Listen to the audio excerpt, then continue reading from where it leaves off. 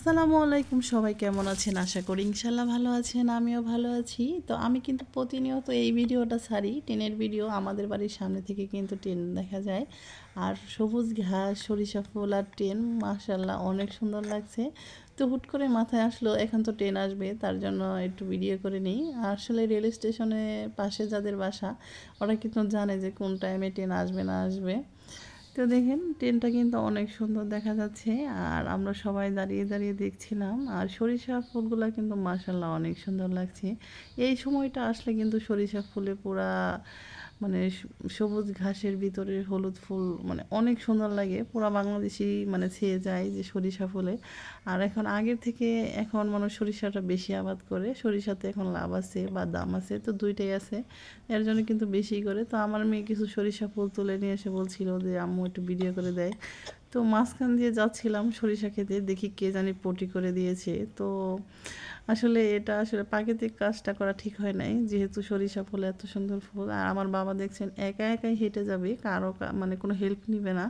তো আমি অনেক বলছিলাম যে আবুদা একটা ছবি তুলি না, ও একা একাই যাবে। তারপর এখানে আমি আর আমার বড় বোন কিছু ছবি তুলে নিলাম, বললাম যে সরিষা খেতে ছবি তুলে তো ভালোই লাগে, তো একটা ছবি না হলে কেমন হয় বলেন।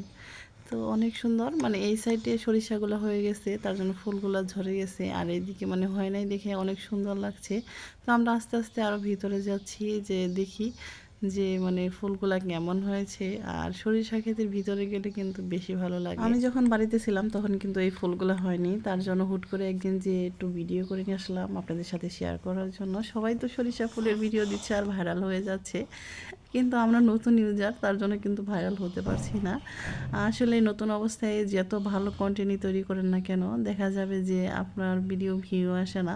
তো এরকম একটা অবস্থা। আর কিছু কিছু আপু ভাইয়ারা আছে যে ফলো দেন, ফলো ব্যাক দেন, তো এই কথাটা একটু বলতে চাই যে তারা শুধু মানে ভিডিওর মাঝখানে ঢুকে বলে যে ফলো দিলে ফলো পাবেন ইনশাআল্লাহ। তো এই আপুগুলোর উদ্দেশ্যে একটা কথা বলছি, যে ভালোবাসা দিলে ভালোবাসা যদি পাওয়া যায় তাহলে চাওয়ার কি দরকার বলেন। আপনারা নিঃস্বার্থভাবে ভালোবাসা দিয়ে যান, ইনশাআল্লাহ অবশ্যই পাবেন। আমার ভিডিও তো কেউ দেখে না, আমি কি ভিডিও করা বন্ধ করে দিয়েছি নাকি ফলো করাই বন্ধ করে দিয়েছি? কোনো কিছুই কিন্তু করিনি।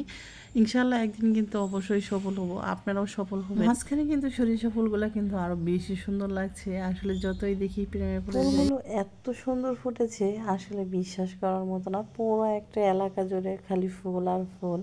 তো এবার কিন্তু অনেকে ভুট্টাও লাগিয়েছে, ভুট্টাতে কিন্তু অনেক লাভ, কোনো ক্ষতি নেই। আর ভুট্টাতে কিন্তু খরচ খুবই কম, মানে সীমিত খরচে কিন্তু অনেক টাকা ইনকাম করা যায়।